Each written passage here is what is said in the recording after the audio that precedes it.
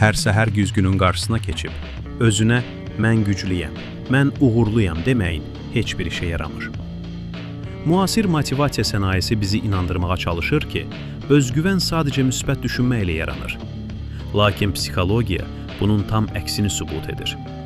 Sən güzgüyə baxıb özünü tərifləyəndə, beynin arxa planda sənə inanmır. Çünki beyin illüziyalara deyil, faktlara etibar edir.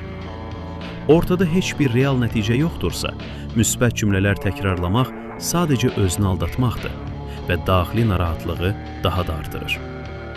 Məşhur psixoloq Albert Bandura self-efficacy nəzəriyyəsində bunu çox aydın şəkildə izah edir. Həqiqi özgüvən inam deyil, sübutdur. Özgüvən göydən düşmür.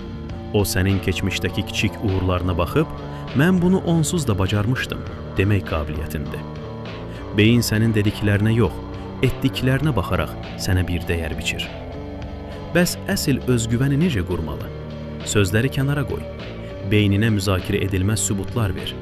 Özünə həddindən artıq kiçik bir hədəf qoy və onu mütləq icra et. Özünə verdiyin sözləri tutduqca, beynindəki o şübhəçi səs susmağa və sənə hörmət etməyə başlayacaq. Unutma, xarakter güzgü qarşısında deyil, hərəkət anında formalaşır.